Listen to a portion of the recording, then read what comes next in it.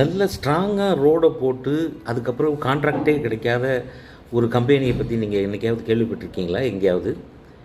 நம்ம இந்தியாவில் தான் அந்த விஷயம் நடந்தது. என்ன எங்கே அப்படின்னா, ஜங்கிலி மகராஜ் ரோடு, ஜேஎம் ரோடுன்னு பூனேயில் ஒன்று இருக்குது. கிட்டத்தட்ட 2.5 கிலோமீட்டர் தூரம் அந்த ரோடு. 1970 2 பார்சி பிரதர்ஸ் இவங்க வந்து கான்ட்ராக்ட் எடுத்து, அதாவது என்னென்னா பூனே கார்ப்பரேஷன்லேருந்து கான்ட்ராக்ட் எடுத்து அந்த ரோடை போட்டிருக்காங்க. அவங்க கம்பெனி பேர் வந்து ரீகோண்டோ அப்படிங்கிற ஒரு கம்பெனி.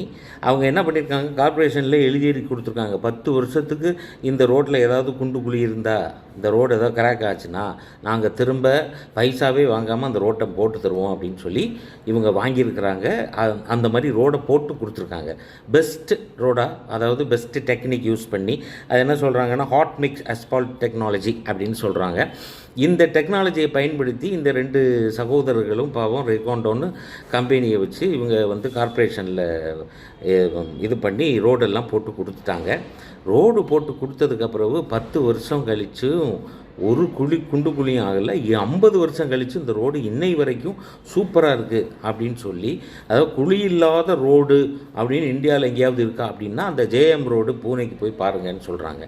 இதுக்கப்புறம் தான் என்ன நடந்ததுன்னா, இவ்வளவு வருஷம் உழைக்கிற மாதிரி ஒரு ரோடை போடுறானேன்னு சொல்லிட்டு அந்த கம்பெனிக்கு அந்த கார்ப்பரேஷன் எந்த ரோடு போடுற கான்ட்ராக்டும் கொடுக்கலையாம். எப்படி கொடுப்பாங்க?